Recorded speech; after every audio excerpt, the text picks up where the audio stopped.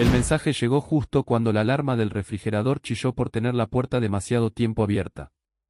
La boda se cancela. Espera una llamada de mi abogado. 8 palabras. Frías como el acero. Sin una sola grieta de humanidad. Solo el zumbido agudo del congelador como acompañamiento. Me quedé inmóvil en medio del pasillo, rodeado por luces parpadeantes y estanterías vacías en un supermercado de mala muerte, en la parte trasera del distrito portuario de Tecoume. Afuera, la niebla golpeaba los ventanales con dedos húmedos. Adentro, sostenía una canasta con una lasaña congelada y bolsas de basura perfumadas, como si eso fuera suficiente para sostener una vida que se acababa de venir abajo. No le respondí de inmediato. Mi pulgar tembló ligeramente sobre la pantalla del teléfono. Nadie a mi alrededor notó nada, excepto la cajera, que murmuró con impaciencia. ¿Se va a decidir o no? Pagué en automático. Ni siquiera recuerdo haber conducido hasta el loft. Solo que, al llegar, no apagué el motor. Me quedé en el asiento, el volante entre mis manos como un timón en mar abierto. Una sola palabra retumbaba en mi mente. Descarte. Eso era lo que era. Una notificación de eliminación, como un archivo que ya no sirve. Cuando finalmente abrí el portátil, no sentía rabia. Ni siquiera tristeza. Solo una claridad punzante. 3 clics. Eso fue todo lo que me tomó retirar mi nombre de la solicitud hipotecaria. 3 clics para dinamitar su castillo de cristal. La casa. Esa casa. Estefania la había escogido como quien elige un escenario para una obra ya escrita. Tenía el guión, los muebles, las visitas familiares de domingo. Y asumió que yo era solo un actor más en su teatro. No. No más. No después de lo que había visto. Lo que había sentido. No después de semanas de excusas vagas, de risas ahogadas cuando entraba en la habitación, de mensajes marcados como, solo trabajo, que llegaban a las 2:14 de la mañana. Yo no era estúpido. Solo estaba enamorado. Y eso es mucho más peligroso. 2 días después, mientras cenaba la lasaña de supermercado directamente de la bandeja, el teléfono sonó. Número desconocido. Dejé que sonara. Luego el buzón de voz. Señor Lane, habla Anita, representante legal de la señorita Estefania. Necesitamos hablar urgentemente sobre su retiro de la hipoteca. Esta acción podría ser considerada interferencia financiera. Llámenos de inmediato. Interferencia. Qué palabra tan interesante. Tan clínica. Me hizo sonreír por primera vez en días. No respondí. Dejé que vinieran a mí.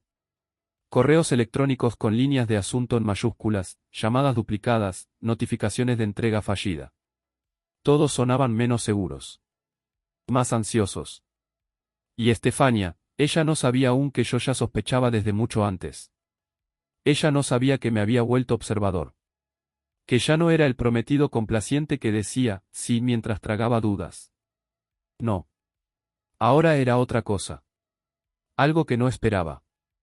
Al tercer día, alguien golpeó la puerta con esos nudillos pesados que no necesitan presentarse. Abrí. Era él. El patriarca. El hombre que me estrechó la mano con firmeza cuando brindamos con vino caro por la familia que está por formarse. Ahora estaba encorvado. Ojeroso. El traje arrugado como si no hubiera dormido. No dijo hola. ¿Qué está pasando con la casa? Disparó. Me apoyé contra el marco de la puerta, cruzando los brazos. No suelo comprar casas con personas que terminan relaciones por mensaje de texto y envían abogados en lugar de hablar. Viene como su emisario. Sus ojos bajaron. Y en ese gesto, vi lo que buscaba, culpa. Duda. Vergüenza tal vez. O quizás la comprensión tardía de que Estefania había apostado mal. Que no todos los hombres se rompen en silencio. A veces, se afilan. El señor Holden no había venido a defenderla. Eso lo supe cuando bajó la voz como si temiera que las paredes tuvieran oídos. No, estoy aquí porque no dice nada coherente. Un minuto asegura que canceló la boda por motivos personales, al siguiente está gritando sobre facturas de muebles y revisiones de crédito. No sé qué pensar. Solo, quiero entender. Por un segundo, consideré contarle todo. Las mentiras. Juan. Las noches con el teléfono boca abajo. Pero solo asentí lentamente y solté. Ella lo terminó. Yo simplemente acepté su decisión. Las consecuencias le pertenecen a ella. Se llevó una mano al rostro, frotándose los ojos con los dedos gruesos. Susurró más para sí mismo que para mí. Le advertí. Le dije que no jugara contigo. Y se marchó, arrastrando su sombra por el pasillo de mi edificio industrial convertido en vivienda, cuyas luces parpadeaban como si también dudaran de lo que acababan de presenciar. Por primera vez en días, sentí algo parecido a paz. No alegría. No alivio. Más bien, quietud. El tipo de silencio que se siente antes de que comience una tormenta. La grieta apareció 2 días después, disfrazada de mensaje directo. Antonio. El primo. El tipo callado con el que me refugiaba en las esquinas durante las cenas familiares. Nunca fue de tomar partido. Lamento lo que pasó, hombre. No sabía lo jodido que era todo hasta ahora. Solo diré esto, esquivaste una bala. Tardé unos segundos en contestar. ¿A qué te refieres? Su respuesta llegó demasiado rápido. Como si ya la tuviera escrita y solo hubiera dudado en enviarla. No debería decir más, solo pregúntale sobre Juan. Juan. El nombre cayó en mi mente como una piedra en un estanque congelado. Común, sí. Pero no inocente. Sabía que lo había escuchado antes. No en voz alta, claro. Estefania nunca dejaba rastros tan obvios. Pero ahora entendía por qué evitaba las preguntas. ¿Por qué mentía sobre estar enferma? ¿Por qué cada vez que sonaba su teléfono lo silenciaba con una sonrisa vacía? Entré a su Instagram. Casi todo estaba bajo candado ahora, pero olvidó cerrar las fotos etiquetadas. Una, de una fiesta de compromiso reciente. Ella no aparecía en el marco, pero sí Juan, con su brazo posesivo alrededor de su cintura como si ya le perteneciera. Y yo estaba en casa ese fin de semana, cambiando azulejos virtuales en la app del banco y comparando tonos de blanco para las cortinas del salón. Fue ahí cuando algo dentro de mí se reacomodó. El dolor se enfrió, se volvió más denso. Preciso. Ya no se trataba de cerrar una puerta. Se trataba de sellarla con concreto y no dejar una grieta por donde pudiera colarse de nuevo. Contacté directamente al banco. Confirmé que mi salida de la hipoteca fuera definitiva. Les envié su mensaje de ruptura como respaldo. La gerente del departamento de préstamos me escribió de vuelta, su abogada había llamado 2 veces intentando reconsiderar. Patético. Después, marqué un número que no había usado en un año, Xavier. Ex compañero de universidad. Ahora abogado inmobiliario con sede en Chicago. El mismo que me ofreció un trabajo y al que rechacé por quedarme cerca de su familia. Respondió riéndose. Sabía que ibas a llamar algún día. Ya abriste los ojos. Y los cerré también, le dije. ¿Tienes algo para mí? Te consigo una videollamada para el lunes. Y una oferta que te va a doler rechazar. Colgué. Miré por la ventana del loft. Lluvia fina sobre el cristal sucio. Y en todo ese gris, por primera vez, me sentí libre. O eso pensé. La bomba cayó el domingo a las 5:14 de la madrugada. 32 notificaciones en mi teléfono. Códigos de seguridad. Alertas del banco. Correos con el asunto, actividad sospechosa en su cuenta conjunta. La cuenta para la boda. Esa que yo llené con mi bono de 10.000. La que ella nunca tocó, alegando que prefería mantener sus finanzas flexibles. Aparentemente, alguien trató de vaciarla durante la madrugada. A una cuenta individual. Solo a su nombre. Llamé al banco. Congelé la cuenta. Me aseguré de que ningún centavo se moviera. Mientras hablaba con la gerente, un correo entró. De Anita W. Asunto, urgente. Sobre fondos de boda.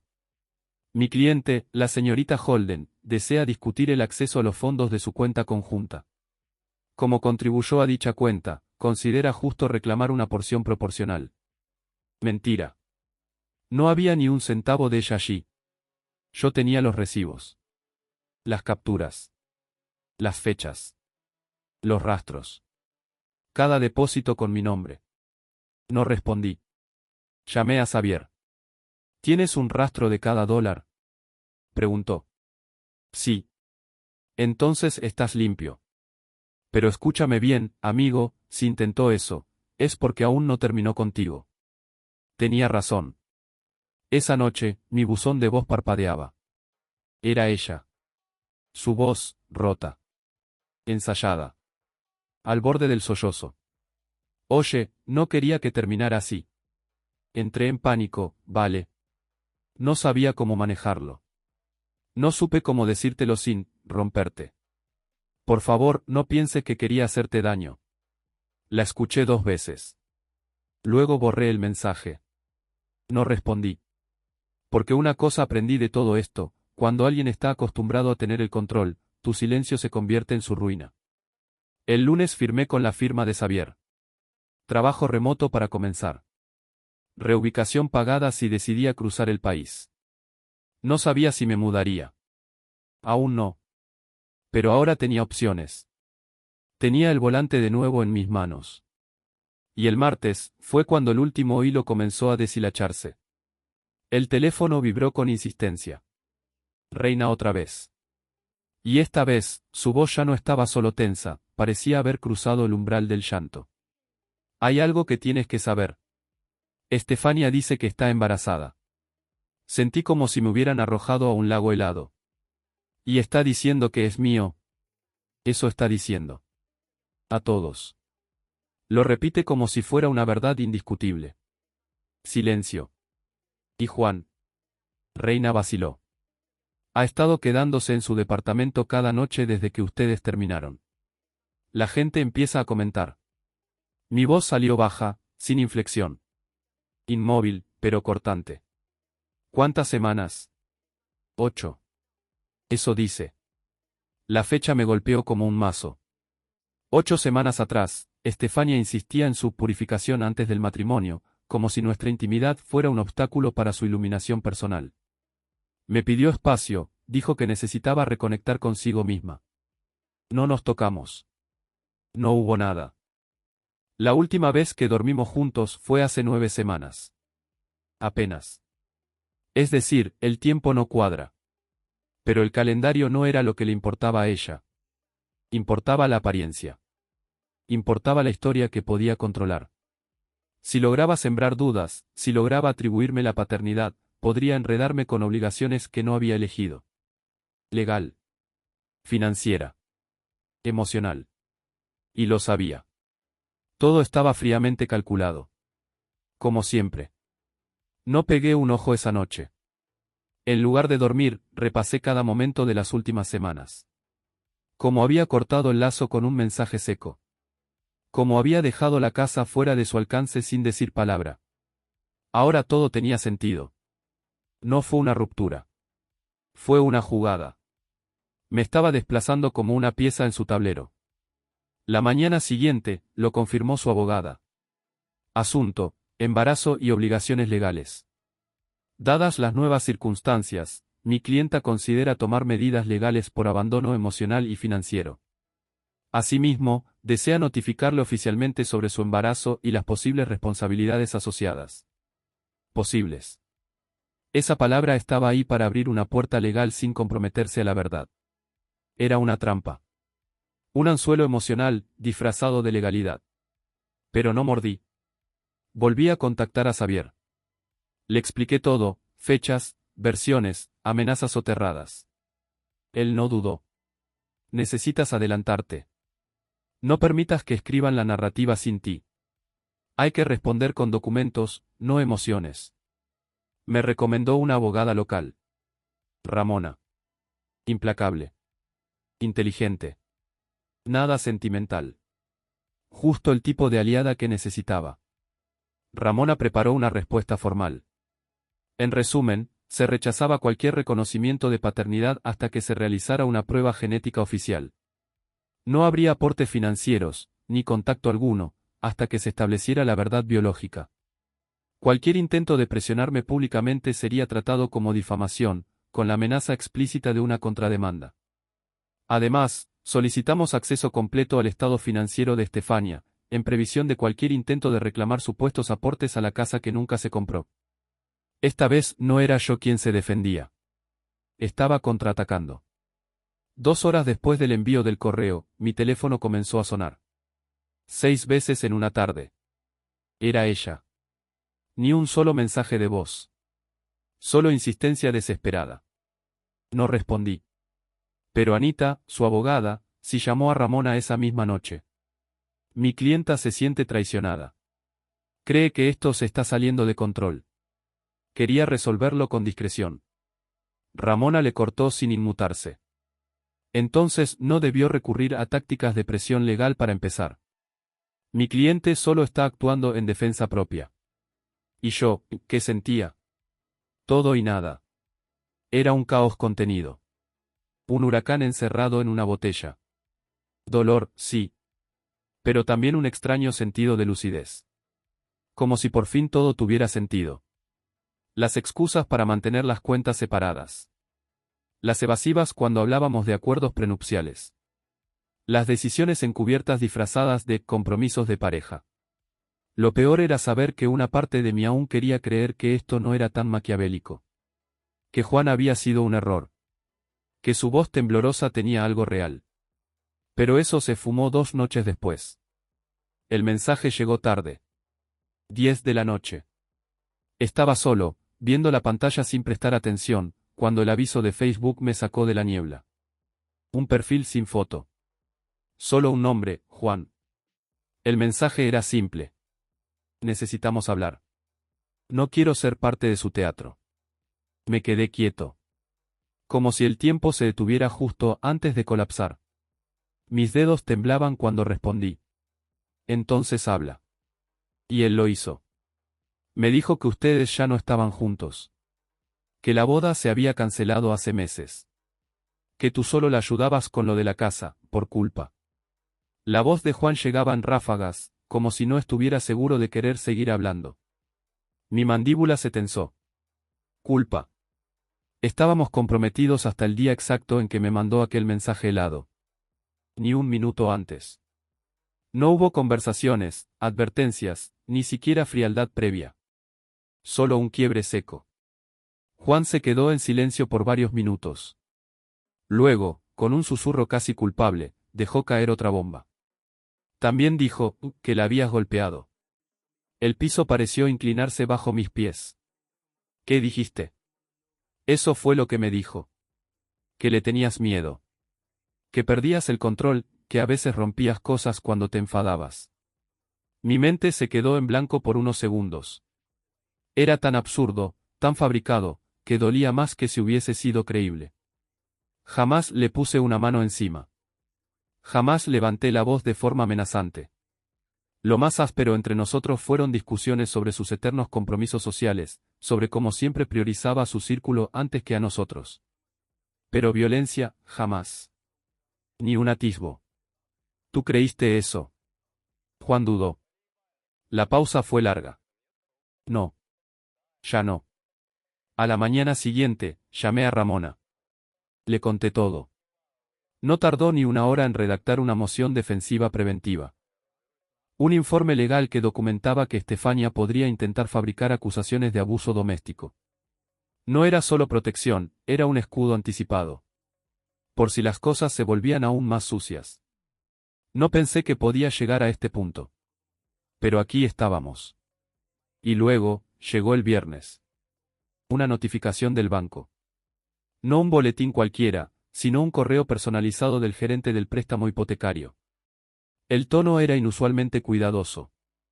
Amanda West, la abogada de Estefania, había contactado al banco otra vez. Esta vez, con un documento falsificado.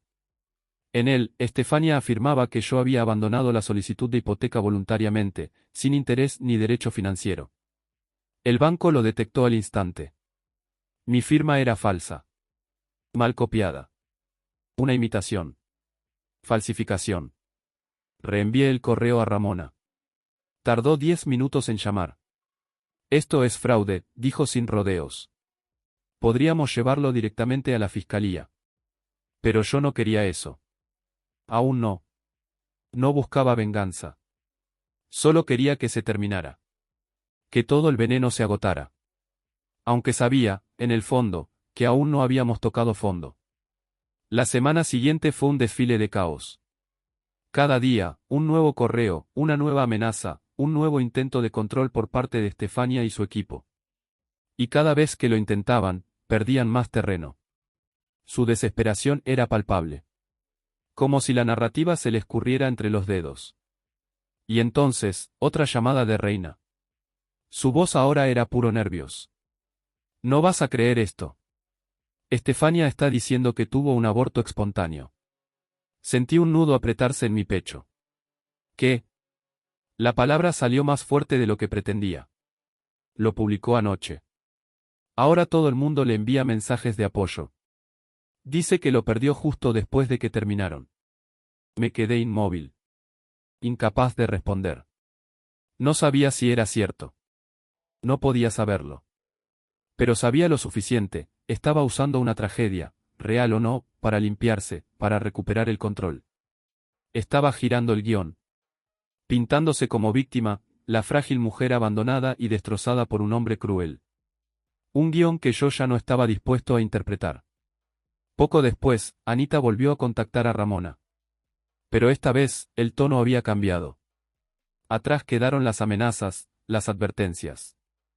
Ahora todo era conciliador, casi suplicante. Las cosas se han ido de las manos. Estefania está pasando por un momento complicado. Solo quiere paz. Ramona no titubeó. Su clienta falsificó documentos financieros y trató de presentar acusaciones sin base. Si continúa por este camino, esto dejará de ser una disputa privada y se convertirá en un proceso penal. Está amenazando con escalar esto. No, dijo Ramona, con voz firme. Estoy prometiéndolo. No pude evitar sentir algo parecido a justicia. No felicidad, no alivio, pero sí una sensación de que el equilibrio se estaba restaurando. Por fin. Todo lo que Estefania había intentado esconder, manipular, distorsionar, estaba saliendo a la luz. Y no podía hacer nada para frenarlo. Ese viernes, el banco me llamó otra vez. No por la hipoteca. Por la investigación. Habían decidido escalar el caso. La falsificación era grave. La documentación había sido enviada a las autoridades. El proceso ya estaba en marcha. Estefania había cruzado una línea que no se podía desandar. Esto ya no era solo una historia de desamor. Esto era una investigación criminal. Mandé toda la información a Ramona. Ella programó una reunión con el fiscal del distrito esa misma tarde. Y mientras tanto, las redes sociales de Estefania se volvieron un collage de implosión emocional, selfies llorando, textos vagos sobre traición, frases huecas sobre ser incomprendida. La mujer que una vez había sido tan precisa, tan calculadora, ahora se estaba deshaciendo ante los ojos de todos. Y yo, simplemente observaba.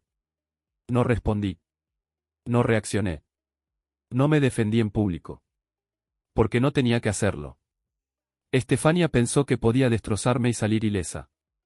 Lo que nunca entendió fue que nunca tuvo el control. Yo solo estaba esperando que se terminara el acto. Y ahora, el telón comenzaba a caer. La llamada que cerró el círculo llegó un miércoles cualquiera, justo cuando pensaba que ya nada podía sorprenderme. Era el padre de Estefania. Pero esta vez su voz ya no cargaba el peso del juicio ni el tono diplomático del que quiere mantener la compostura. Ahora sonaba como alguien que acababa de salir de una larga ceguera. Tengo que pedirte disculpas, dijo, sin rodeos. Me equivoqué contigo, en todo. Debería haber visto las señales. Estefania, nos engañó a todos. Me costó procesarlo. Durante años busqué su respeto. Su aprobación. Me tragué sus silencios incómodos, sus miradas evaluadoras, su forma de tratarme como si yo fuera un aficionado intentando jugar en una liga demasiado alta. Y ahora me confesaba que él también había sido usado. Manipulado. Engañado por su propia hija. Me lo dijo todo, con voz quebrada, que Estefania ya se veía con Juan mucho antes de que me dejara. Que inventó el embarazo. Que fingió un aborto. Que mintió, no solo a mí, sino a todos. Incluso a su familia. Había pedido dinero prestado para mantener la ilusión, la farsa. La rabia se asomó un momento, pero no encontró dónde anidar. Haré lo que esté en mis manos para corregir esto, añadió. No puedo cambiar el pasado, pero quiero ayudarte a cerrar esta historia. No respondí. No porque no tuviera palabras, sino porque ya no quedaba nada que decir. Nada podía reparar el daño. Pero sí podía elegir qué hacer con los restos. Esa noche, corté todos los hilos que aún me ataban a esa historia. Bloqueé números. Cerré correos. Borré mensajes antiguos como si estuviera apagando incendios. Saqué de mi casa las pocas cosas que quedaban de ella, libros, bufandas, una taza rota, y las dejé en una caja en el porche de la casa de sus padres. Sin carta. Sin explicación. Solo cierre. Ella intentó volver a entrar. Varias veces. Llamadas. Mensajes con tono nostálgico. Necesito hablar, decía uno. Podemos aclarar las cosas, otro. Pero yo ya no era el mismo hombre que ella recordaba. Ese hombre se había marchado cuando comprendió que nunca estuvo amando a una persona real, sino a una construcción cuidadosamente montada. Un papel interpretado a la perfección. Una máscara. Y tal vez esa fue la herida más profunda, saber que todo fue ficción. 1 año ha pasado desde entonces. No sé mucho sobre su vida ahora. Solo lo que me llega por terceros, y cada vez con menos frecuencia. Fragmentos borrosos. Comentarios entre líneas. Nada que me interese lo suficiente como para buscar más. He cambiado. Compré un nuevo hogar. Uno pequeño, sobrio. Firmé cada documento con manos firmes, sin engaños ni firmas falsificadas. La casa es mía. Enteramente mía. Y cada vez que cierro la puerta por dentro, me recuerda que estoy exactamente donde necesito estar. Por primera vez en mucho tiempo, pertenezco a mi vida. Y eso vale más que cualquier redención. Lo que me dejó todo esto no fue rencor. Fue claridad. Aprendí a detectar el disfraz bajo la sonrisa. A distinguir el control disfrazado de cariño. A no confundir amor con dependencia. Sí, fui ingenuo. Ciego. Fui una pieza en su tablero. Pero no más. Ahora camino con los ojos abiertos. Y si alguna vez vuelvo a tropezar, al menos no será con la misma piedra.